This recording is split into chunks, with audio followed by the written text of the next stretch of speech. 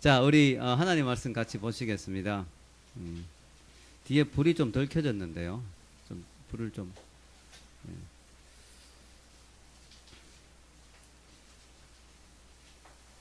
자, 요한복음 10장 10절이죠. 요한복음 10장 10절.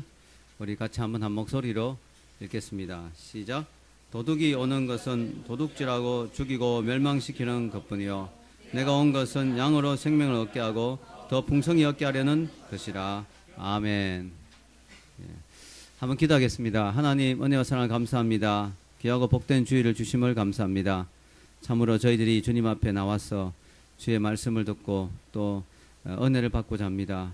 특별히 오늘도 준비된 귀한 간증이 있습니다. 하나님 이 간증을 통해서 저희들의 심령이 다시 한번 새로워지기를 원합니다. 준비된 말씀 가운데 은혜 주시옵소서. 성령님이 함께하여 주옵소서. 우리의 심령을 새롭게 하여 주옵소서. 예수님의 이름으로 기도합니다. 아멘. 자, 요한복음 10장 10절 제가 참 중요하게 생각하는 말씀이고요. 이 말씀을 보면요, 참 두려운 생각이 들어요. 왜냐하면은 도적이 온 것은 죽이고 도적질하고 죽이고 멸망시키는 것이다. 우리 삶에 대해서 지금 예수님 이야기하시는 거거든요. 예, 또 예수님이 오신 것은 생명을 주고 풍성한 삶을 주고자 하는 것이다. 자, 이 세상에는 우리를 멸망시키고 죽이고 고통을 주려고 하는 세력이 있다는 사실이에요. 그게 참 두려운 거 아닙니까? 그래서 우리가 이 세상을 살면서 그냥 착하게 열심히 산다고 되는 게 아니에요. 그저 최선을 다해서 산다고 되는 게 아니에요. 그냥 우리의 인생을 망치고 멸망시키려고 하는 세력이 있는 거예요. 교회나 가정이나 개인의 삶이나 우리 잘 되는 걸 못 봐주겠다는 사람이 그런 존재가 있다는 거죠. 그게 사탄 마귀죠. 자, 우리가 식물을 심어도 잡초가 있잖아요. 잡초가. 그 식물을 죽이려고 하는 병충해가 있고 꼭 그렇게 해코지하는 게 있다는 거죠. 이 세상에 사탄 마귀는 우리 인간을 괴롭히고 멸망시키고 죽이려고 합니다. 왜냐? 그들은 하나님과 원수되어 있는 존재이기 때문에 이 하나님의 형상을 닮은 우리가 너무 싫은 거예요. 하나님의 사랑의 대상인 우리가 싫은 거예요. 그래서 우리를 죽이고 멸망시키고 고통을 주려고 합니다. 그런데 그 방법이 때로는 우리의 것을 빼앗아가고 욥처럼 우리의 것을 빼앗아가고 몸에 병을 주고 고통을 주는 그런 방법도 있지만요. 또 때로는요. 하나님 아닌 다른 것으로 즉 우리 인생에 진정한 만족을 줄 수 없는 다른 것으로 우리에게 그것들을 제공함으로 말미암아 즉 짝퉁 행복을 줌으로 말미암아 우리로 하여금 하나님이 아닌 다른 것을 쫓아가다가 멸망하는 인생이 되게 하기도 합니다. 이것이 참 중요한 것이죠. 많은 사람들이 이 세상을 살면서 소유 즉 내가 많은 것을 갖게 되고 얻게 되고 누리게 되면 행복할 거라고 생각해요. 제가 미국에 있을 때 이런 일이 있었습니다. 미국에 갔는데 미국 사람들이 잘 사는 사람들은 너무 잘 사는 거예요. 물론 미국도 못 사는 사람들은 많이 힘들지만 잘 사는 사람들은 정말 잘 살더라고요. 집에 수영장이 있고 진짜 뒷문을 열면 골프장이 펼쳐져 있고 그리고 주말마다 바베큐 파티를 하고 재밌어 하고 이걸 보면서 또 미국이 얼마나 넓어요. 교통도 좋고 공기도 좋고 그래서 차를 맨날 타고 다니고 넓은 자연을 호흡하고 한국을 생각하니까 너무 불쌍한 거예요. 한국 사람들이 지하철이 아니고 뭐라 그래요? 지옥철. 지옥철에서 늘 막 고통받고 이런 것들을 생각하면서 하나님이 세상이 너무 불공평한 것 같습니다. 어떤 사람이 이렇게 잘 살고 어떤 사람이 이렇게 힘들어하고 근데 하나님이 그때 제게 주시는 음성이 있었어요. 그게 뭐냐면은 이 세상엔 두 종류의 인생이 있다는 거죠. 굿 리빙과 굿 라이프가 있다. 우리가 생각하기에는 굿 리빙이 참 성공한 인생이라 생각해요. 굿 리빙은 뭐냐면은 큰 저택을 소유하는 거, 또 좋은 차를 소유하는 거, 많은 것을 가진 거. 그래서 미국 사람들 차에 보면 한 번씩 이런 글이 붙어 있죠. 미국 사람들은 차 뒤에 좀 재밌는 글귀를 하나씩 붙이는 거 좋아하잖아요. 마지막 순간에 가장 많은 장난감을 가진 자가 승리자다. 그렇게 붙어 있습니다. 근데 사실 그게 틀린 말이거든요. 그래서 굿 리빙에 불과합니다. 굿 리빙이 굿 라이프는 아니에요. 굿 라이프는 뭘까요? 의미 있는 인생이죠. 의미 있는 인생. 예수님이 우리에게 주신다고 하는 그 풍성한 삶은 너희가 예수님을 믿으면 생명을 얻고, 즉 구원을 얻고, 그 다음에 이 땅에서도 풍성한 삶을 산다고 하는 그 풍성한 삶은 화려한 차나 멋진 집을 의미하는 게 아니에요. 때로는 그런 것을 주실 수도 있지만 더 본질적인 것은 뭐냐? 의미 있는 인생을 살게 해준다는 거죠. 의미 있는 인생, 가치 있는 인생을 살게 해준다는 거죠. 그래서 우리가 알아야 될 것은 우리의 인생이 많은 것을 소유함으로 행복할 수는 없다는 사실. 왜 그러냐면요, 하나님으로 인간을 만드실 때 너무너무 존귀하게 만드셔서 이 세상의 모든 걸 다 가져도 행복할 수 없게 만드셨어요. 왜냐? 성경에 보면 한 영혼이 천하보다 귀하다 그랬거든요. 그러니까 우리 인간 한 사람이 이 세상 온 천하보다 더 존귀한 존재라는 거죠. 사실 이 온 세상은 언젠가는 없어지죠. 새하늘과 새 땅을 주신다고 했으니까. 근데 우리 인간의 영혼은 없어지지 않잖아요. 영원히 산단 말이죠. 천국이든 지옥이든. 그러니까 우리 인간이 이 세상 전체보다 더 무거운 거예요. 더 귀한 거예요. 그러다 보니까 우리보다 더 못한 이 세상의 모든 걸 다 가져도 다 채워지지 않는 거예요. 인간의 그 마음 상태를 컵으로 비유하면 이 세상의 모든 걸 다 쏟아 넣어도 컵에 빈자리가 여전히 있는 거예요. 솔로몬이 그걸 경험했잖아요. 솔로몬처럼 모든 걸 다 그 이상 소유할 수 없을 정도로 최고의 권력을 누리고 최고의 부귀 영화를 누리고 여인도 2,000명 이상을 누렸지만 만족함이 없어요. 왜냐? 하나님은 우리 인간을 너무 존귀하게 만드셔서 우주보다 더 크신 하나님을 소유할 때만 만족할 수 있도록 그렇게 만드셨어요. 오늘 저희들이 보고자 하는 간증은요, 지난주도 이야기했지만 춘천에 한마음교회라는 교회가 있어요. 한마음교회. 근데 이 교회가 시골에 있는 교회잖아요. 교회도 뭐 좀 허름한 교회인데, 그런데 전국에서 수많은 사람들이 그곳으로 갑니다. 그런데 보통 사람이 가는 게 아니고 문제가 있는 사람들, 조폭, 두목, 강남 마담, 게임 중독자, 뭐 하여튼 이상한 사람들이 많이 가는데 그곳에서 놀라운 변화를 경험하는 거예요. 그래서 제가 그 교회의 간증을 우연히 접하게 되고, 원래 2013년도에 CBS에서 그 교회를 초청해가지고 그 교회 교인들의 간증을 매주 하나씩 듣는데요. 한 6개, 7개를 한 것 같아요. 근데 그 중에 제가 베스트 4를 뽑아가지고 제가 이번 주부터 해서 4주 동안 여러분들에게 간증을 보여드리고 또 거기에 대해서 또 잠시 제가 또 언급하고 그렇게 하겠습니다. 왜 그렇게 하냐면 이 간증이 참 중요한 것 같아요. 왜냐하면 제가 설교를 하는 것도 참 좋지만 설교를 통해서는 원리적인 걸 많이 듣잖아요. 이렇게 살아라. 예수님 우리에게 소망을 주신다. 예수님 우리에게 구원을 주신다. 이게 말로만 듣는 거하고 정말 그 말씀대로 변화받은 사람을 보는 거하고 또 다른 것 같아요. 그래서 여러분 이런 간증들을 들으면서 정말 예수님 안에 답이 있구나. 정말 예수님 안에 소망이 있구나 하는 것들을 다시 한번 발견하게 되는 시간이 됐으면 좋겠고요. 조명을 끄지만 자지 마시고 좋은 게 또 이 간증이 30분짜리예요. 길지 않더라고요. 30분 안에 압축적으로 딱 되어 있는데 베스트 4를 그게 교인이 한 1,000명 되는데 그중에 베스트 4를 제가 뽑았습니다. 간증. 근데 너무 좋더라고요. 다음 주에도 또 좋은 간증이 있는데 오늘 이 간증을 통해서 은혜 받았으면 좋겠습니다. 우리 같이 한번 보도록 하겠습니다. 뒤에 조명을 좀 꺼주시고요.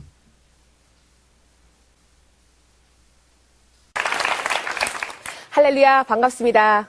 저는 춘천 한마음교회에서 온 한신영 자매라고 합니다.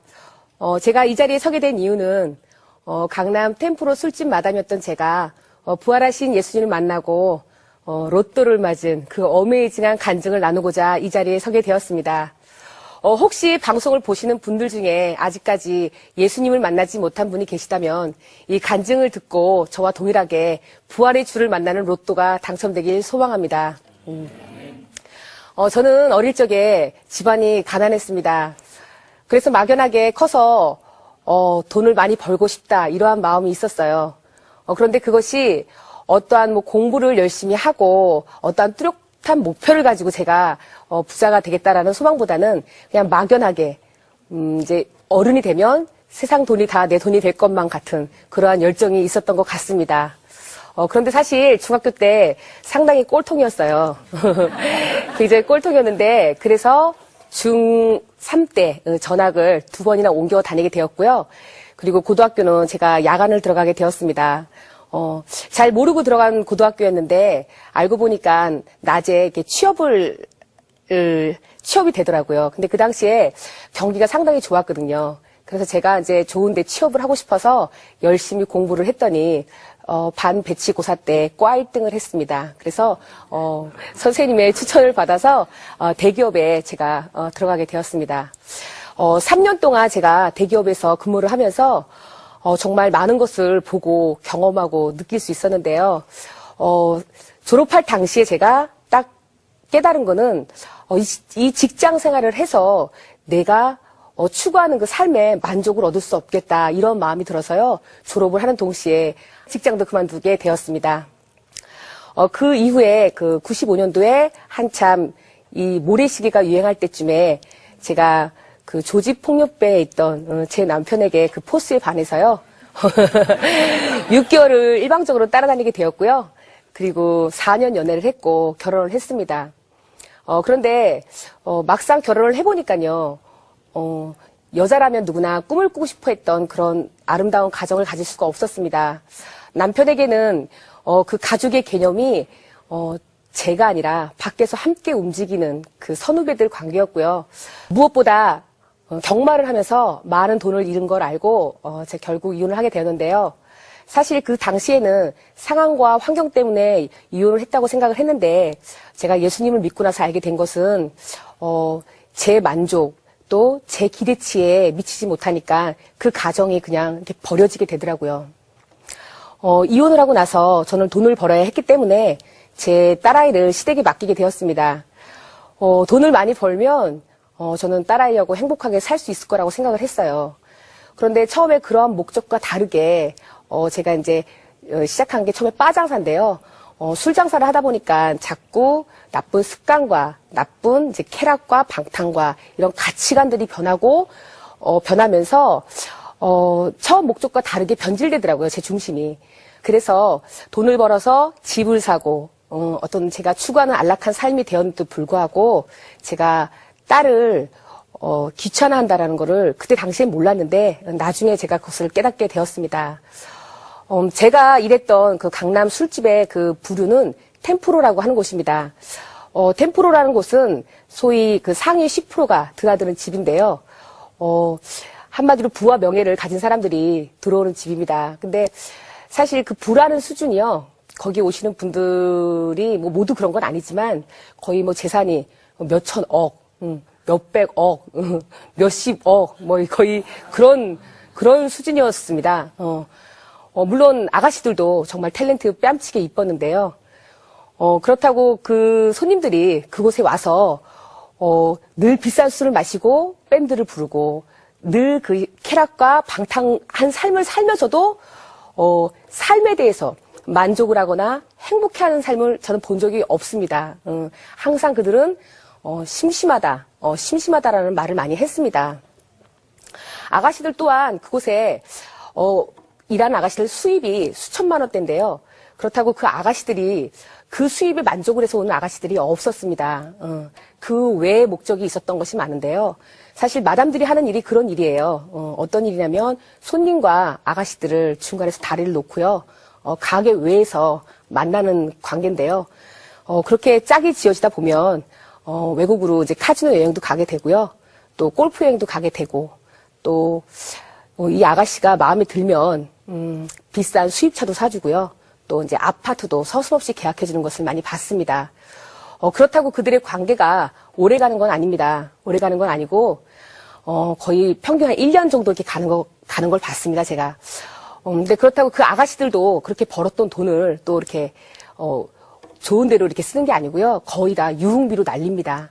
그런 돈을 어떻게 보면은 쉽게 버는 돈이고 어떻게 보면은 어렵게 버는 돈인데 그렇게 번 돈을 가지고 똑같이 유흥업소로 갑니다. 아가씨들이 근무하는 술집은요, 밤 12시면 끝나거든요. 그런데 그 시간에 맞게끔 호스트바라는 데가 12시 오픈을 합니다. 그 호스트바라는 곳은 남자 접대부인데요. 이제 아이돌 같은 아이들이 나와서 그 동일하게 여자에게 술을 접대하는 겁니다. 그러니까 이제 아가씨들이 스트레스를 받은 것을 그대로 가서 푸는 거거든요. 그러니까 그렇게 여자들이 유흥업소에서 일하는 애들을 저희가 이제 꽃뱀이라고 불렀는데요. 동일하게 호스트바에서 일을 하는 남자애들을 저희가 선수라고 불렀거든요. 근데 그들은 결코 그 삶에 그 젊음이 끝날 거라고 생각을 하지 못하는 것 같습니다. 왜냐하면 과소비를 해도 언제든지 가게를 가면 쉽게 거액의 돈을 마이킹을 받을 수가 있었어요. 그 마이킹이라는 것은 선불입니다. 하여튼 그렇게 모두 다 뭐 유흥업소에서 일하는 아가씨들이 그런다는 건 아니지만 적어도 제가 경험했던 삶에서는 늘 그런 시간들이 반복되었던 것 같아요. 그러한 시간을 반복하다가 어느 날 저에게 우울증이 찾아왔습니다. 모르겠습니다. 우울증이라는 게 제가 어떤 힘든 상황에 접해서 온 게 아니었고요. 굉장히 제가 어떤 추구하는 삶을 만족했을 때 그 밤과 낮과 생활에서 오는 그 차이 때문에 그런지 몰라도 낮이 되면 항상 허무하고 괴롭고 죽고 싶다라는 생각을 반복적으로 하다가 제가 지인에게 제 고백을 했더니요. 병원을 가서 한번 정신과 상담을 한번 치료를 해보라고 권면해 주더라고요. 그래서 대학병원을 가서 제가 상담을 받아봤는데 참 신기한 거는 그 의사가 제 고민을 몇 마디 들어보더니요. 제 문제를 딱 짚더라고요. 그런데 문제는 제게 해결책을 주지 못했습니다. 거기서 상황극을 통해서 어떤 비싼 그 상황극을 통해서 치유하라는 치료법이 있었는데 제가 들었을 때는 적어도 그것이 제 병을 낫게 주겠다라는 그 신뢰성이 없었어요. 그래서 들었지만 그걸 무시하게 되었고요. 그러던 어느 날 또 낮에 이렇게 우울하다는 생각이 자꾸 들었습니다. 근데 마침 제가 감기나 이렇게 비염이나 알러지 같은 것이 있기 때문에 집안에 항상 이렇게 알약이 많이 있었는데요. 약을 꺼내 보니까 그 약이 한 이제 100알이 좀 넘게 나오더라고요. 그래서 낮에 막연하게 죽고 싶다는 생각이 들어서 그 약을 꺼내서 제가 이제 소주 한 병하고 먹는데 사실 내 마음은 너무나 살고 싶다라는 마음이 드는데 제가 그 의지를 넘어선 행동을 하고 있더라고요. 그래서 제가 그 소주를 먹으면서 친구에게 전화를 걸었습니다. 친구야, 나 자살한다. 그러니까 죽고 싶지가 않았던 겁니다, 제 마음은. 친구야, 나 자살한다. 그리고 전화를 걸었고 기절을 했습니다. 그때가 낮 1시 정도 됐던 것 같은데요. 제가 눈을 떴더니 밤 11시가 정도 됐고, 중환자실에 제가 누워 있었습니다. 그런데 나중에 얘기를 듣고 보니까요. 술에다가 약을 먹으니까 이 흡수력이 빨라서 처음 갔던 병원에서 위 세척이 되지 않아서 병원을 2군데나 옮겼다고 하더라고요. 그 후 걸려든 곳이 카지노, 강남의 카지노바라는 곳인데요. 그곳은 카지노의 축소판입니다. 정말 그곳이 처음에 친구 따라 우연히 가게 됐는데요. 정말 얼마나 재밌고 신기한 곳인지 우울할 시간이 없었습니다. 지금은 이렇게 웃으면서 얘기를 듣는데 사실 그 당시에는 저에게 너무나 그곳이 신세계였어요. 너무나 신기한 곳이었고 들어가 봤더니 그 미니 바카라라고 해서 한 30만 원 정도 베팅을 할 수 있는 그 미만으로 베팅을 할 수 있는 게임을 할 수 있는 다이가 있더라고요.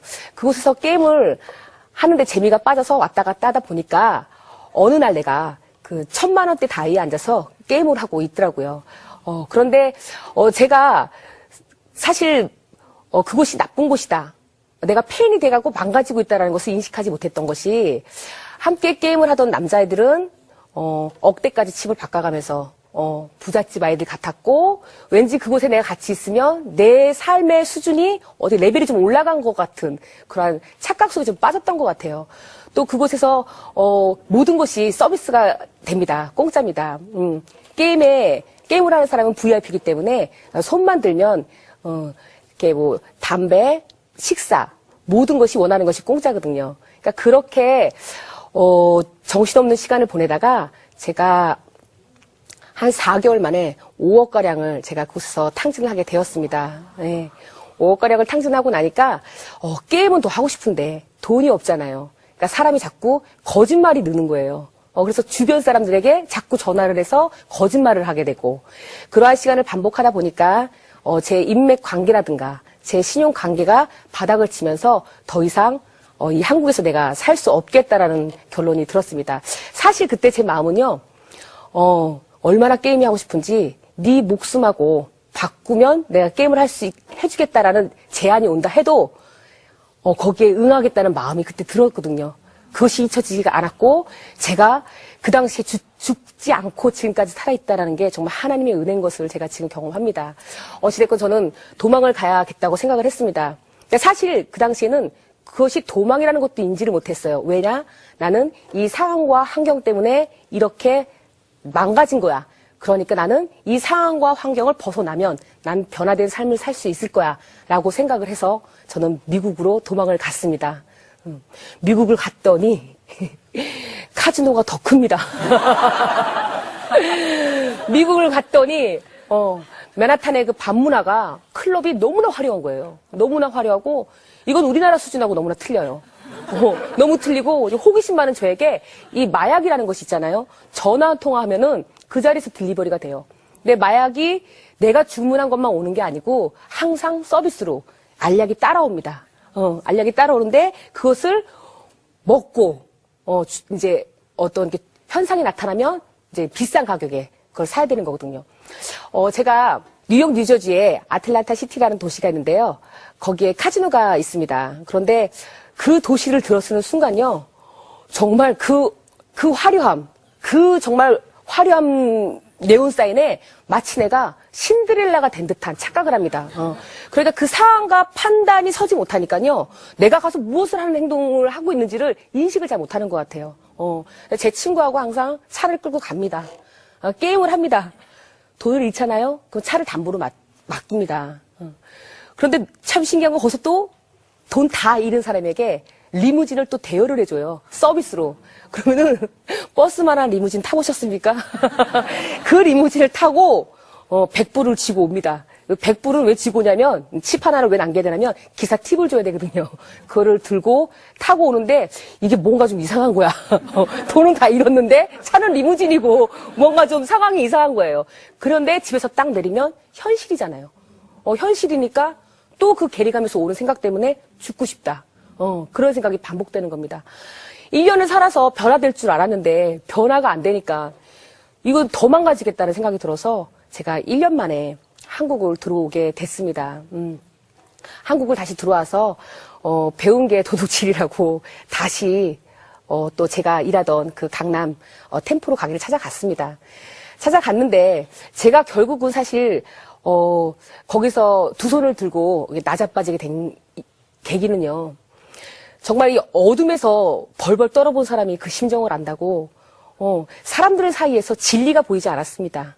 사람들 사이에서 진리가 보이지 않았고 그전에는 보지 못했던 부분 같은데요. 제가 이렇게 어떤 모든 것을 잃고 나서 그런지 몰라도 열등감인지 몰라도 자꾸 사람들이 저한테 거짓말을 하는 것 같고요. 자꾸 저를 뭐랄까 얕보는 것 같고 속이고 거짓말하고 어떤 사람들의 그 잔인한 이면 속에 있는 그 잔인한 모습들이 자꾸 이렇게 보이는 거예요. 그러니까 사람이 육체적으로 힘든 걸 참겠는데요. 그렇게 정신적인 스트레스가 이게 반복되다 보니까는 견딜 수가 없더라고요.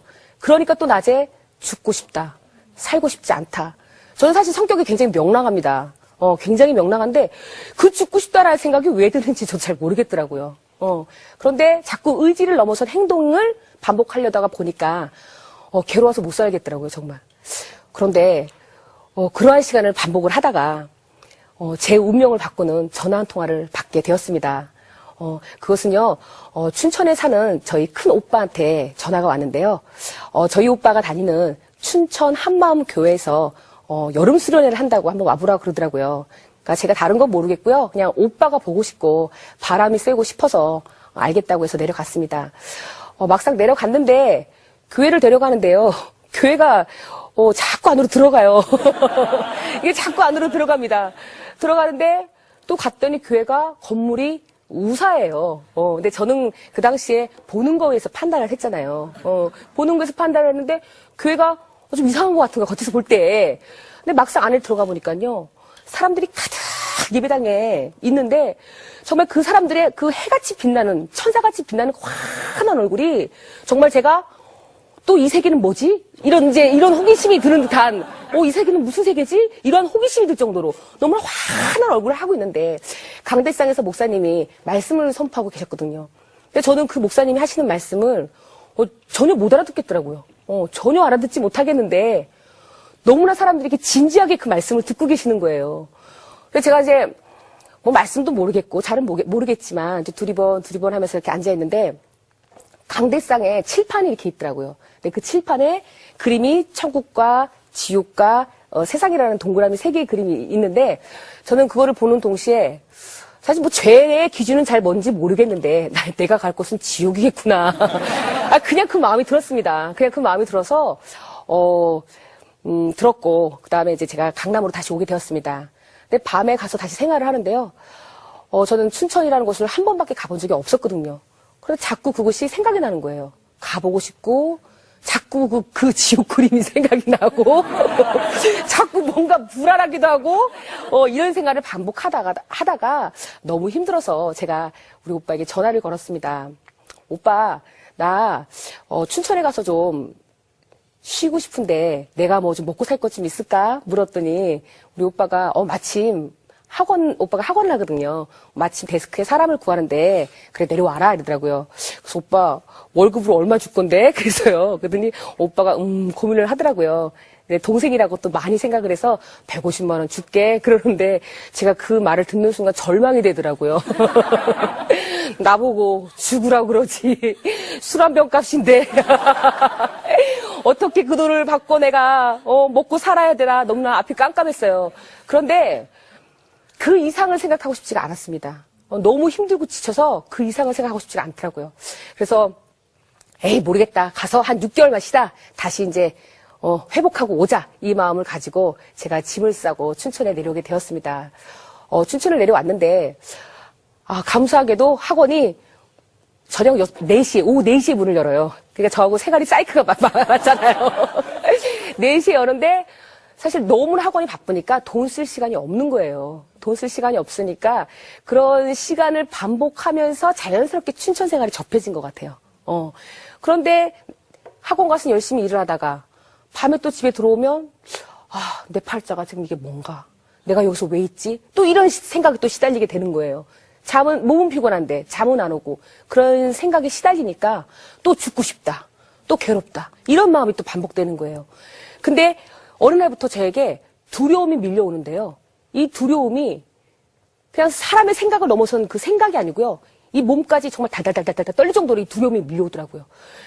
잘 모르겠었지만 그때 우리 오빠가 저에게 이제 성경책을 하나 선물해 준 게 있었는데요. 그 성경책을 집어서 제가 끌어안고 잠이 들었습니다. 제가 그날을 평생 잊지 못하는 게요. 잠을 자고 일어나서 학원을 갔는데 마침 그날이 탤런트 씨양이 자살을 한 날이었어요. 그래서 제가 그날을 평생 잊지 않고 있습니다. 너무 죽음에 대해서 두렵다는 생각이 들어왔습니다. 그래서 교회를 나가야겠구나. 뭔지는 몰라도 교회를 나가야겠구나. 그래서 한마음교회 발걸음을 하기 시작했습니다. 교회를 갔으면 뭔가를 좀 배워야 되겠고 들어야겠는데 이상하게 교회만 가면 졸음이 쏟아지는 거예요. 그래서 교회는 편안한 곳이니까 잠이 이렇게 잘 오나 보다 그렇게 생각을 했습니다. 제가. 그런데 예배당만 들어가면 그 쏟아지는 잠을 견딜 수가 없었어요. 그래서 가방을 들고 예배당에 앉았다가 다시 들고 나와서 유아실로 가서 잠이 드는데 거의 혼수 상태입니다. 거의 혼수 상태로 잠이 드는데 신기한 거는요. 예배가 끝날 시간에 눈이 딱 떠져요. 어찌됐든 그런 시간을 반복을 하다가 어느 날부터 이 말씀이 들리기 시작을 하더라고요. 그리고 제가 복음이 무엇인지 처음 듣게 되었습니다. 저는 어릴 적에 교회를 잠시 다닌 적이 있었는데요. 저는 예수님이요. 정말로 이 머리에 이렇게 후광 달고 나오는 그런 신화적인 가상인물인 줄 알았습니다. 그런데 이 교회에서 처음 듣기를 예수님이라는 인물이 BC와 AD의 정확한 기준이 되시며 이분이 4대 성인 중에 한 분이라는 이런 얘기를 듣고 너무 충격을 받았습니다. 너무 충격을 받았어. 저는 있잖아요. 성경책이요. 굉장히 어려운 건 줄 알았어요. 배운 사람들만 보는, 신학 공부하는 그런 분들만 보는 책인 줄 알았는데, 이 성경책이 구약과 신약으로 나눠져 있는데요. 구약은 이스라엘의 역사이며, 메시아가 올 것에 대해서 300여 가지의 예언서가 기록되어 있다는 겁니다. 그리고 신약은 하나님께서 이 땅에 사람으로 오셔서 인류의 죄를 지고 십자가에서 돌아가셨다는 거예요. 그리고 이분이 십자가에서 나의 죄를 위해서 죽으시고 이분이 나의 주인이라는 것을 믿게 하기 위해서 이분이 부활이라는 증거를 주셨다는 거예요. 저는요, 부활절은 달걀 먹는 날인 줄 알았거든요. 그런데 정말 사도행전 17장 32절에 하나님께서는 부활로 모든 사람에게 믿을 만한 증거를 주셨다는 겁니다. 이분이 부활로 나의 주인이라는 것과 이분이 2000년 전에 십자가에서 죽고 끝난 것이 아니라 살아서 지금까지 나와 함께 하신다는 걸요. 이 복음을 처음 들었을 때는요. 제 인생이 정말 뒤집어지는 줄 알았습니다. 너무 충격을 받았어요. 그래서 이 복음을 듣고요. 내가 주인된 죄로 회개하고 내 인생, 내 마음대로 내가 주인되어 살았던 죄를 회개하고요. 이분을 마음의 주인으로 영접하게 되었습니다. 예. 사실 말이야 바른 말이지. 천국도 안 보이고 지옥도 안 보이고 하나님도 안 보이는데 이분을 어떻게 믿을 수가 있겠어요? 예? 내가 나하고 살을 맞대고 사는 남편 속도 모르겠고 내 뱃속으로 낳은 자식 속도 모르잖아요. 내가 내 마음 나도 몰라서 인생을 그 꼬라지로 살았는데 제가 어떻게 보이지 않는 하나님의 마음을 알 수 있겠어요. 그런데 정확하게 사도행전 2장 38절에 말씀에 근거하여 예수 그리스도 이름으로 죄사함을 얻었더니 성령의 제 안에 오셔서요. 이 모든 말씀을 믿게 해주시고 깨닫게 해주시고 가르쳐 주시는데요. 정말 너무나 놀라웠습니다. 저는요. 정말 평생 살면서요. 그 무엇을 가져도 만족이 없던 여자였어요. 그 무엇을 가져도 저는 만족하지 못했던 여자인데 예수님을 영접하고 나서요. 제 안에서 구원의 감격과 이 기쁨과 이 평강과 정말 세상에 줄 수 없는 이분의 사랑을 경험하면서요.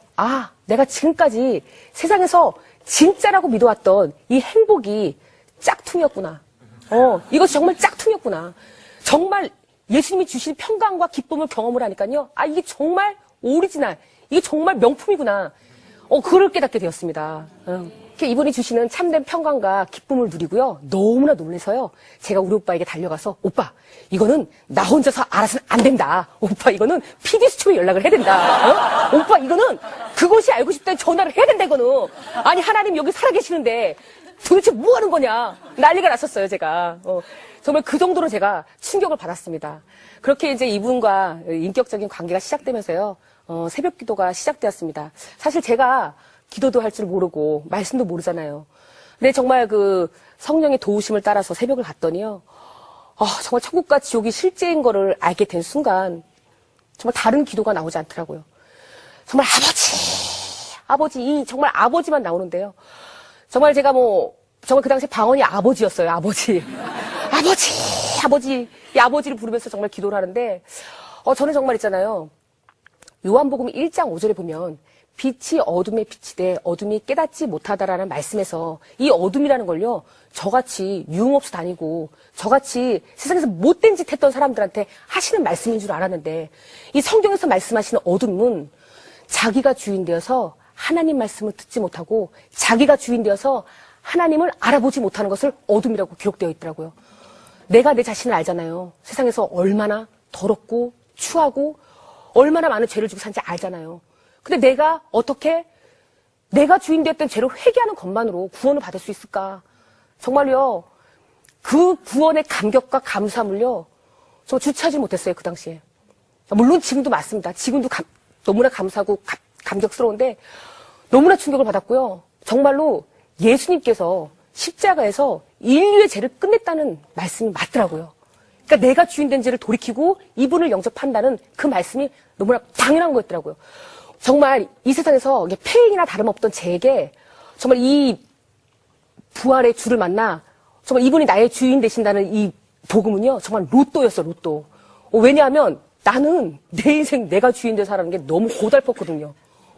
저는 그렇게 세상에 대해서 열정이 있었지만은 결국은 세상에서 내가 아무것도 할 수 없다는 걸 깨달았기 때문에 이분이 나의 주인 되신다는 이 복음은요. 정말 완전 로또였습니다. 로또. 너무나 감사하고 정말 그렇게 감격에 젖어서 제가 신앙생활을 하게 되었는데요. 이제 새벽 기도를 나가는 가운데 어느 날 하나님께서 제 마음에 금식을 하라는 마음을 부어주시더라고요. 하나님께서 가장 기뻐하는 금식은 흉악의 결박을 끊는 금식이라고 하는데 저는 그때 당시에 금식의 뜻을 잘 몰랐으니까 하나님이 그 마음을 부어주시는데요. 제가 바로 하나님 저는 못해요. 하나님 이 마음이 들었어요. 근데 하나님께서 기질대로 역사하신다고 제 마음에 이러는 거예요. 야 너는 카지노에서 잘 도금떠라. 그러시는 거예요. 왜냐하면 카지노로 가면요 밥 먹는 시간이 아까웠어요. 노느라고. 밥 먹는 시간이 아까워서 이틀이든 3일이든 굶고 제가 했던 기억이 있거든요. 하나님께 너무 죄송한 마음이 들어서 금식을 시작했습니다. 어떤 뚜렷한 기도 제목이 있었던 게 아니고 정말로 세상에 함께했던 그 친구들이 생각났고요. 정말 어떤 상황과 환경에 대한 기도가 아니라 세상에 있는 내 친구들 어떡하나, 하나님 내 친구들 어떡합니까 정말. 저 믿지 않았던 내 남편은 어떡하고, 내 자식은 어떡하고, 하나님, 이 복음을 모르고 사는 세상 사람들은 어떡합니까? 정말 그 영혼에 대한 뜨거운 마음으로 기도를 하는 가운데, 5일째 되는 날, 하나님께서 저에게 기도응답을 주셨는데요. 내가 내 가정을 회복시켜 주리라. 이 마음을 주시더라고요. 이 말이 떨어지자마자 저는, NO! 하나님, NO! 그랬어요. 왜냐하면, 제 남편하고 저는요, 재혼을 할 수가 있는 관계가 아니었습니다. 절대 그런 관계가 아닌 거를 서로가 알기 때문에 NO 그랬어요. 근데 하나님께서 너는 네 남편이 지옥을 가도 괜찮냐? 괜찮겠냐? 이 마음을 보여주시더라고요. 근데 거짓말처럼요. 이 마음이 이 기도응답이 딱 떨어지는 동시에 전화가 왔습니다. 전화를 받아보니까 남편인 거예요. 근데 제가 받기가 왜 두려웠냐면요. 내가 지금까지 예수님 만나고 전화를 걸어서 채아빠, 이제 우리 애 때문에 전화를 했었거든요, 제가. 채아빠, 하나님 살아계신다. 이분이 정말 부활했다. 예수님이 진짜 살아계신다라고 얘기했더니 저한테 하는 말이 네가 술에 미쳐, 도박에 미쳐, 이젠 종교까지 미쳐가지고 나한테 전화를 해서 이런 얘기를 하냐고. 제발 미치려면 곱게 미쳐라.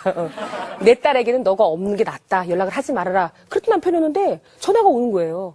그 전화를 받았습니다. 전화를 받았는데 그동안 핍박했던 목소리하고는 완전히 다르게 아주 착한 목소리로 나 춘천 내려가서 바람이 쐬고 싶은데 가도 괜찮을까? 이러는 거예요. 그래서 그러세요. 네, 하고 그다음 이제 남편이 춘천으로 오게 되었습니다. 와서요. 전 남편이 성격이 어떤 사람인지 몰랐어요. 말이 없어서. 20년을 알고 지냈지만 어떤 사람인지 잘 몰랐는데 이 복음을 듣고요. 남편이 아멘을 하더라고요. 그래서 하나님 말씀에 아멘하는 사람이 좋은 사람이구나라는 걸 제가 그때 알았습니다. 근데 남편이 예수님을 영접하고요. 춘천과 서울을 한 3, 4개월을 왔다 갔다 살펴보면서 이제 이 복음에 부활하신 복음에 확신을 하고 춘천으로 이사를 오게 되었습니다. 그리고 이사를 오게 되었고 제 딸은 그 이후 한 5개월 있다가 내려와서 저희 가정이 주 안에서 회복이 되었고요. 그 다음부터 춘천 한마음교회에서 신앙생활이 시작되었습니다. 제 남편은요, 40년 동안 한 번도 직업을 가져본 적이 없던 남자예요. 그리고 술, 도박, 마약, 저보다 더 중증환자인 거를 제가 알고 있거든요. 그런데 예수님을 영접하고 나서요, 이 사람이 눈을 떠서 술 안 먹구나 볼까? 담배가 끊고 싶다? 이러더니요, 단번에 모든 것을 끊기 시작하는데 제 눈으로 보고 함께 살면서도 믿겨지지가 않는 거예요. 그렇게 놀랍게 변화된 삶을 살기 시작하는데 사실 짧은 시간에 하나님께 너무나 많은 사랑과 너무나 많은 은혜 속에서 신앙생활을 했지만 저희도 이제 어려움이 있었던 게 저희가 낮과 밤이 바뀌었던 생활을 했던 사람이잖아요. 그러니까 이제 문화적인 충격과 환경적인 충격이 만만치 않았어요. 그러나 새벽기도를 놓치지 않고 교회 식구들과 함께 식사하고 함께 체조하면서요. 캠퍼스에 함께 전도도 다니면서요. 정말 제가 20대에도 경험하지 못했던 그런 세상에 줄 수 없는 기쁨과 감격을 누리게 되었습니다. 저는 기질상, 성격상 무엇이든지 끈기 있게 할 수가 없습니다. 학교 다닐 때 초, 중, 고 다닌 거 빼고는요. 제가 어디 가서 1년을 있어 본 적이 없어요. 그런데 이 부활의 복음이 제 느낌과 제 감정과 제 생각과 상황과 상관없이 너무나 확실한 역사적 사건이기 때문에 제가 뒤로 돌아서 갈 수가 없었습니다. 저희 어떤 그 목사님께서 저희 부부의 간증을 들어보더니 당신께서 세상에서 많은 범죄자의 그 간증과 회심의 역사와 많은 간증을 들어보았지만 결국은 그들은 세상으로 돌아가더랍니다. 그런데 우리가 이렇게 변화될 뿐만 아니라 굳건하게 신앙생활도 하고 전도의 소망도 품고 사명을 감당할 수 있는 게 이 부활의 능력이 있구나. 이 부활로 세워진 이 공동체가 능력이 있구나. 그것을 알게 되었다고 하면서 감격하게 되었습니다. 복음이란 복된 복자, 소리 음자, 이 세상에서 가장 기쁜 소식입니다. 제가 마지막으로 여러분들께 말씀드리고 싶은 건요. 정말 하나님이 살아계십니다. 이것이 제 느낌, 감정이 아니고요. 정말 하나님의 방법대로, 하나님의 법대로 이 세상에서 있을 수 없는 예수 그리스도의 부활입니다. 여러분들 중에 힘들고 어려운 분 계십니까? 어려운 것이 아니고요. 내가 주인된 죄를 돌이키고 이분을 내 마음의 주인으로 모시면요. 이 세상에서 줄 수 없는 참된 평강, 참된 기쁨, 이것이야말로 바로 로또 맞은 인생이 아니겠습니까? 오직 이 부활의 복음이 각 가정에서 역사되고 온 열방으로 퍼져 우리 예수 그리스도 이름만이 영광받길 소망합니다. 예수님 짱입니다요. 아멘.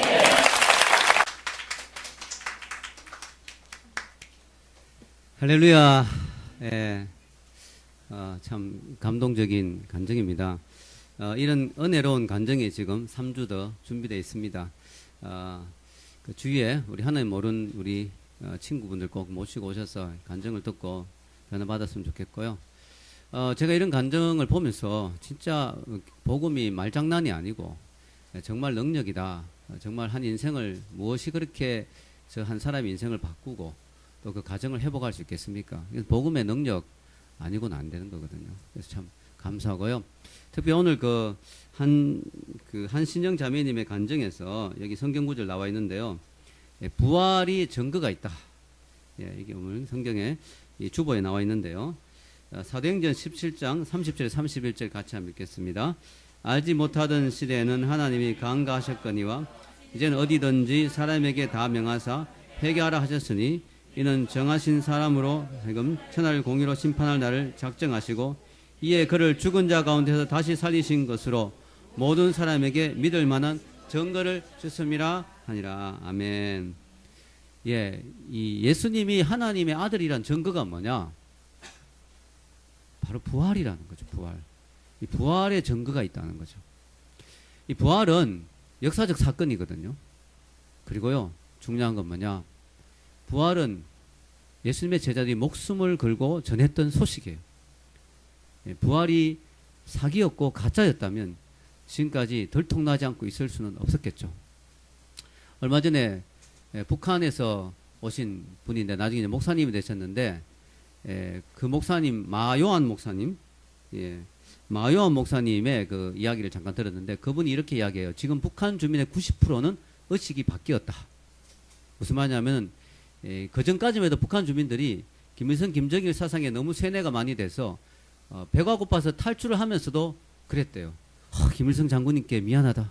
우리 김정일 장군님께 죄 짓는 것 같다. 이런 마음으로 탈출했는데 지금은 북한의 주민들이 쏟고 있다는 사실을 90% 이상이 알고 있대요.